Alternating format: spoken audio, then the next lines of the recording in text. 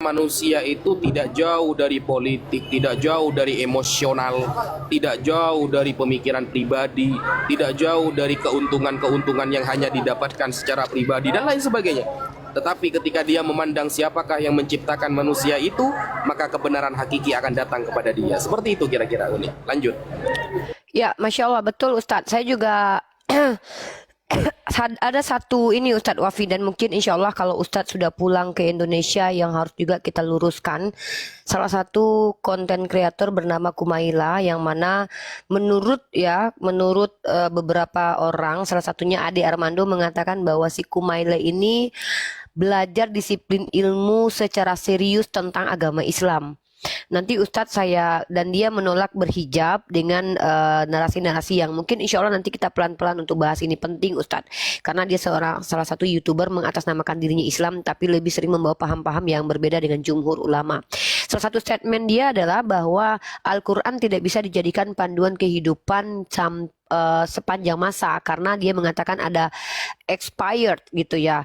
Dan dia konteks, dan bahkan Ustadz, saya sudah reaction kemarin dalam video ketika dia mengatakan apalagi terkait dalil perang Ustadz Kumaila ya. Nah ini lucunya Ustadz, ketika dia mengatakan bahwa dalil diizinkan berperang dan diwajibkan berperang itu expired, lucunya tahun 2021 Pak Jokowi mewajibkan warga negara Indonesia untuk berperang. Bahkan ini termuat dalam konstitusi kita. Nah, kalau dikatakan expired, harusnya hukum ini tidak bisa digunakan, Ustadz. Masalahnya strategi perang dalam Islam pun itu lebih humanity atau memiliki konsep HAM daripada konsep yang kita lihat yang dasarnya pun tidak jelas gitu. Dan bahkan bisa jadi itu karena pemikiran para ahli yang memang beragama Islam, karena kita tahu negara kita juga mayoritas yang memberikan ide gagasan undang-undang itu tercetus ya umat Islam. Kita tahu bahwa penjajah yang datang kepada kita justru rata-rata beragama Kristen, dan bahkan agama Kristen sendiri dibawa oleh penjajah Ustadz. Kita tahu hal itu, dan bagaimana juga kita mengerti, diajarkan juga bahwa para perumus undang-undang kita itu, makanya ada di situ ketuhanan yang Maha Esa, berkat rahmat Allah. Kita tahu memang mayoritasnya Muslim, dan dengan teriakan Allahu Akbar itulah mereka memberikan nyawanya untuk memperjuangkan kemerdekaan kita. Nah, tiba-tiba ada orang-orang yang mengatakan bahwa Al-Quran itu tidak bisa dipakai, sementara mereka menikmati hasil dari apa yang diajarkan oleh Al-Quran. Ini yang saya bilang bahwa mereka bicara tapi meludahi wajah sendiri, karena mereka hidup di zaman selama 79 tahun, kita belum sampai 100 tahun merdeka. 79 tahun kita merdeka, dia sudah berani mengatakan bahwa tidak relevan lagi kita berperang kalau kita diperangi, karena kita sedang tidak berperang. Itu karena dia sedang hidup dalam masa yang menyenangkan. Sementara kalau dia berbicara pada waktu 79 tahun silam, dia akan ditampar oleh para pejuang-pejuang kita. Nah, bahkan ketika dia mengatakan tidak relevan lagi berperang, kita kan tidak diperangi, kita ada konstitusi. Sementara dia tidak sadarkah atau karena cetek ilmunya, konstitusi itu lahir dari orang-orang beragama, bukan dari orang ateis. Itu loh Ustadz. Nah, jadi konstitusi itu hadir, pemikiran itu keluar dari orang-orang beragama, bukan dari orang-orang ateis. Lalu si orang yang liberal dan mungkin ateis ini menikmati hasil konstitusi yang pemikirannya keluar dari orang-orang beragama. Tiba-tiba dia dengan beraninya mengatakan hukum yang sudah dibawa oleh orang-orang beragama tersebut, lalu mengatakan tidak lagi perlu beragama saat sekarang ini. Sementara orang yang dia ikuti adalah orang yang beragama. Munafik. Munafik sekali Anda. Anda bilang bahwa Al-Quran tidak lagi relevan, sementara baru tahun 2021 kemarin rilis pernyataan Pak Jokowi mewajibkan rakyat Indonesia untuk ikut berperang kalau kita diperangi. Sebelum Pak Jokowi menyampaikan hal itu 1400 tahun lalu, dalam surah Al-Hajj dikatakan uzina, diizinkan kalian berperang kalau kalian diperangi. Dan bahkan kita diberikan informasi secara internasional, Rusia mempersiapkan senjata nuklir, Amerika mempersiapkan senjata nuklir. Itu mereka belum diperangi loh. Mereka mempersiapkan senjata nuklir. Tiba-tiba wanita ini mengatakan Al-Quran tidak relevan. Sementara kiblatnya, tempat dia berkiblat, ya, Eropa itu sendiri mempersiapkan diri untuk diperangi atau berperang. Mikir, kalau Al-Quran tidak relevan, mengapa itu ya anggota Dewan PBB itu negara-negaranya mempersiapkan diri dengan mempersenjatai dan membeli senjata? Kalau mereka orang-orang yang mengikuti cara berpikir Kumaila, logika Kumaila. Justru dengan ada bukti negara-negara besar saat ini mempersiapkan nuklir, mempersiapkan senjatanya untuk berperang, bukti bahwa Al-Quran itu relevan. Bayangkan kalau seandainya ajarannya mengikuti ajaran mereka. Mohon maaf, kita kembali membandingkan. Rusia itu ortodoks, gereja ortodoks. Amerika itu rata-rata banyak Protestan dan Katolik. Spanyol, negara-negara Eropa itu mengaku anak Tuhan. Ajarannya apa? Tampar pipi kiri, kasih kanan. Kasihi musuhmu. Bisa diberlakukan ajaran agamanya ke negara mereka? Tidak bisa. Kenapa? Karena ajaran tampar pipi kiri kasih kanan itu tidak relate dengan keadaan kita. Tidak mungkin bisa dilakukan. Kasihilah musuhmu itu ajaran yang tidak mungkin bisa diimplementasikan oleh satu negara. Tidak mungkin satu negara ketika dijajah mereka akan kasihi penjajah. Maka Al-Quran yang mengatakan diizinkan kalian berperang kalau diperangi itu justru dipakai oleh negara-negara mayoritas beragama Kristen dan ateis. Jadi lucu kalian yang mengaku sebagai orang Islam tapi menolak Al-Quran sebagai panduan sepanjang masa. Karena Anda sedang hidup dalam keadaan damai. Dan Anda katakan bahwa oh, ini pendapat Kumaila yang saya reaction dalam YouTube. Dia mengatakan bahwa umat Islam itu ada ilusi, merasa dimusuhi. Nah, inilah kalian. Kalau hidupmu tidak pernah dimusuhi dari kau 0 sampai mungkin umurmu sekarang 40-50, bukan berarti orang Islam di belahan dunia sana tidak pernah dimusuhi. Bahkan mata kita yang buta ini melihat secara langsung anak-anak beragama Islam dibantai dan dimusuhi. Ini fakta bahwa umat Islam itu akan selalu diperangi. Nah, lanjut tentang saintifik ya. Orang-orang ini biasanya mengaku ilmiah. Tapi saya tidak mengerti ilmiahnya itu menggunakan logika apa dan rasional apa. Saya tidak mengerti. Karena kalau kita menggunakan rasionalitas, kita ada pertimbangan. Kalau begini bisa jadi begini. Kalau begitu ada begitu. Makanya kalau dalam Islam kita belajar ilmu kalam atau ilmu mantik. Kalau dalam agama Kristen atau dalam orang-orang filsafat atau orang-orang ateis belajar ilmu filsafat. Metode untuk mengemukakan konsep.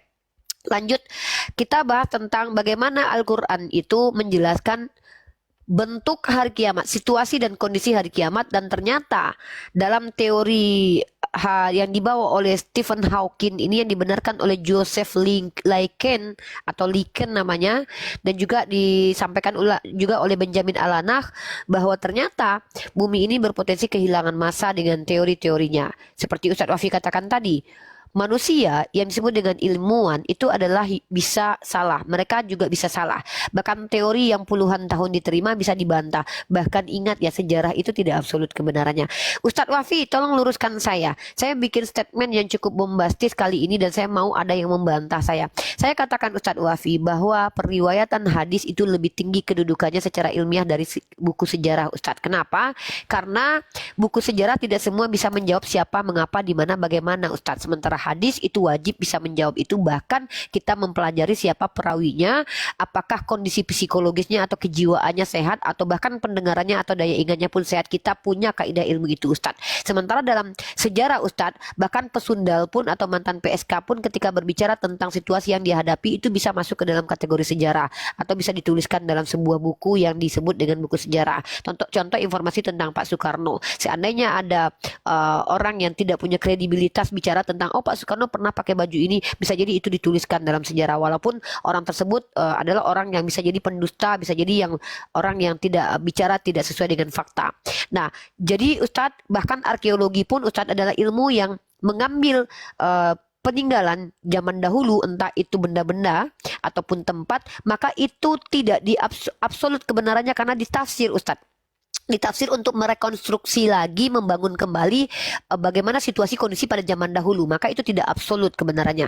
Tapi hadis, ketika perawinya, ilmu tentang hadis itu lebih tinggi dari kaidah sejarah. Apakah saya bisa dibenarkan dengan statement ini? Mungkin Ustadz Wafi karena beliau pernah berdiskusi dengan Guru Gembul ya, di mana kalian tahu bahwa salah satu konten kreator yaitu Guru Gembul ini adalah salah satu orang yang diklaim sebagai konten kreator yang open minded, yang penuh dengan literasi ketika bicara. Tapi ingat ya, ada beberapa hal yang kita juga tidak sepakat dengan pernyataan beliau. Mungkin Ustadz Wafi bisa menyampaikan terkait tentang apa yang saya sampaikan ini. Silakan Ustadz.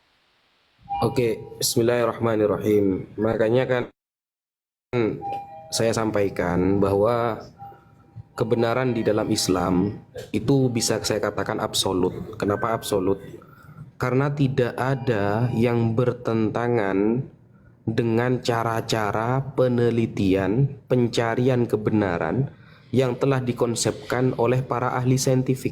Tidak ada yang bertentangan. Bahkan kesannya orang-orang sains yang meniru konsep-konsep dalam Islam. Contoh, kebenaran dalam Islam itu kan melalui tiga cara. Dan di sini seperti Pak Gembul ya, itu hanya menggunakan satu cara. Sedangkan Islam memiliki tiga cara. Contoh satu, Betul. Al-hawasus salimah, panca indera yang normal. Tidak akan sebuah manusia siapapun, dari manapun, keturunan apapun, tidak akan bisa melihat sebuah kebenaran tanpa memiliki panca indera yang normal. Mata untuk melihat sebuah riwayat, sebuah kejadian, telinga untuk mendengarkan sebuah kabar, dan lain sebagainya. Yang kedua adalah khabarus shadiq, kabar yang pasti benar. Nah, Pak Gembul dan orang-orang yang berpaham humanisme, kebenaran itu dari diri manusia, itu hanya menggunakan nomor satu saja, yaitu indrawi. Hanya menggunakan indrawi. Kalau nggak bisa diteliti dengan indrawi ya nggak bener katanya. Loh, sedangkan kebenaran di dalam Islam itu tidak menggunakan satu cara, dua. Yang kedua apa? Khabarus shadiq, kabar yang pasti benar. Nah, kabar yang pasti benar ini dibagi menjadi dua. Yang pertama adalah khabarul mutawatir, kabar dari ramainya orang yang sudah membenarkan. Yang kedua adalah khabarun nabi al-mu'ayyad bil mu'jizah, kabar dari seorang nabi yang dikuatkan dengan mukjizat. Nah, di sini kemudian ada orang-orang yang pahamnya liberal mengatakan itu kan cara-cara tradisional. Loh, justru cara-cara ini yang banyak digunakan oleh para ahli saintifik. Dari mana kemudian kita tahu bahwa Adam itu adalah kakek kita tanpa ada kabar dari orang-orang yang jumlahnya banyak sekali dan mereka kredibilitasnya bagus? Atau ginilah, orang yang meremehkan kredibilitas seseorang itu fatal loh. Kenapa fatal? Masa kita mau sakit gigi ke tukang tambal ban? Kan tidak mungkin, guys. Betul. Sakit gigi ya ke tukang dokter gigi. Kalau kita mobil rusak ya ke bengkel, bukan ke dokter gigi. Begitu loh.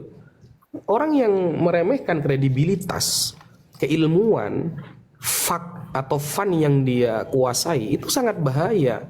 Bisa jadi orang yang baru menemukan sebuah manuskrip di tempat sampah langsung dikatakan ini dari Roh Kudus. Padahal itu hanya catatan-catatan anak yang pulang sekolah dari gereja seumpama, yang dibuang di tempat sampah, kan begitu. Nah, itu adalah kabar yang pasti benar, yang diakui oleh orang-orang lain. Nah, yang nomor tiga adalah al-aqlu, akal yang sehat. Bayangkan, tidak ada agama yang sistem kebenarannya melalui tiga cara seperti Islam. Panca indera, kabar yang pasti benar. Yang ketiga adalah akal yang sehat. Ketika ketiga-tiganya sudah membenarkan sebuah kejadian, sebuah penelitian, maka tamma, maka akan sempurna. Gitu loh. Dan betul kata Uni ya, dalam menentukan sebuah hadis itu sahih apa tidak, itu melalui 5 syarat. Nah, ini tidak diterapkan oleh sains-sains yang ada sekarang, tidak. Makanya jangan heran kemudian kalau ada pembatalan beberapa abad kemudian ada pembatalan. Seperti ada peneliti yang mengatakan manusia semuanya dari monyet. Pada puluhan tahun kemudian dibatalkan ahli sains yang lain. Kenapa? Karena kebenaran bukan dari itu. Nah, menentukan sebuah hadis itu sahih, kita yang pertama ittisalus sanad, sanadnya harus sambung. Benar-benar orang-orangnya ada, bukan fiksi ataupun fiktif. Yang kedua, dia harus terkenal orang yang jujur. Adalatur rawi, orangnya itu adil. Kalau kita mengambil sebuah riwayat dari siapapun, lulusan S2, lulusan S3, ternyata dia itu terkenal pembohong, kayak Kiamat ya. Kiamat kita percaya, universitasnya aja dia dikeluarin gitu. Dari universitasnya aja dia dikeluarin, mau percaya. Guru-gurunya, sekolahnya saja gak percaya sama dia. Masa kita mau percaya sama Kiamat? Lalu membangga-banggakan saya pernah menjadi lulusan matematika katanya. Apa kaitannya matematika sama agama? Masa kita mau nanya agama ke petani? Kan enggak kan? Enggak ada kaitannya. Kecuali Kiamat dan orang-orang yang ada di TikTok itu yang sering menghina Islam itu memiliki sertifikat bahwa dia diakui pemahaman Bible-nya oleh Vatikan. Wah, keren itu. Ayolah kita debat kalau begitu. Ini loh, saya pernah mendapatkan sertifikat bahwa Vatikan mengakui pemahaman saya. Wah, keren itu. Kayak Kredibilitas ya Ustadz. iya, kalau cuma yang ditampilin S1, S2 jurusannya matematika kan nggak nyambung, saudara. Mau bahas agama Islam gitu loh. Kelasnya cuma kelas TikTok. Kan Kiamat sering itu bawa-bawa ijazahnya kan, kayak Metatron itu ya katanya kerjanya di pabrik bahas agama. Apa kaitannya kerja di pabrik sama bahas agama itu? Akhirnya botak kan? Botak akhirnya. Karena agak nyambung, rambutnya itu bingung. Ini saya ini mau ke pabrik apa bahas agama gitu loh. Jadi kalau saya pribadi teman-teman ya, kalau disodorkan seperti itu, lomba fikih 4 mazhab saya pernah juara nasional, saya punya sertifikat. Lomba bahasa Arab saya juara 1, saya punya sertifikat diakui nasional. Bahkan yang internasional saya ada. Maka saya membahas agama sesuai saya punya gitu loh. Nah, saya tidak mengatakan harus ada seperti itu untuk membahas agama, tidak. Tapi ketika orang Kristen sok-sokan menunjukkan sertifikat ini kerja di sini, lalu bahas agama kan nggak nyambung, saudara. Kita kalau sakit jantung ya, sakit jantung, datang ke dokter cinta, ya tambah sakit hati kita, guys. Tambah sakit hati kita. Sakitnya jantung, datangnya ke dokter cinta. Ya akhirnya bikin bingung, jantungnya jadi keluar semua, saudara, gitu loh. Nggak nyambung. Nah, semua orang boleh bahas agama, tapi ketika Anda membanggakan apa yang pernah Anda pelajari yang itu tidak ada kaitannya sama agama Anda, itu lucu. Menunjukkan bahwa Anda ini rendah sekali. Itu salah satu syarat hadis. Nah, syarat hadis bisa dikatakan sahih. Kemudian apa lagi? Ad-dhabt, cekatan. Cekatan itu apa? Ingatannya kuat. Yang kemudian, yang keempat adalah tidak terjadi syad. Apa syad itu? Tidak boleh bertentangan antara murid dan guru, murid dan guru, murid dan guru. Tidak boleh pendapatnya itu bertentangan. Harus serasi semua. Bayangkan, gak ada penelitian yang sampai seperti ini. Gak ada. Kemudian tidak terjadi illat. Jadi saya katakan menentukan satu hadis sahih itu lebih canggih daripada sains yang ada di dunia ini. Begitu nih. Sepakat Ustadz. Berarti apa yang saya sampaikan itu menurut guru saya Ustadz Wafi ini boleh divalidasi sebagai sesuatu yang boleh dikatakan benar dan terbukti ya Ustadz. Dan mungkin kalau ada yang membawa antitesis bisa membuktikan bahwa ilmu hadis itu lebih rendah daripada ilmu sejarah, boleh naik ke atas ini ya Ustadz untuk membantah kita ya Ustadz ya. Mungkin begitu untuk membatalkan Ini saya ada tamu masih ya.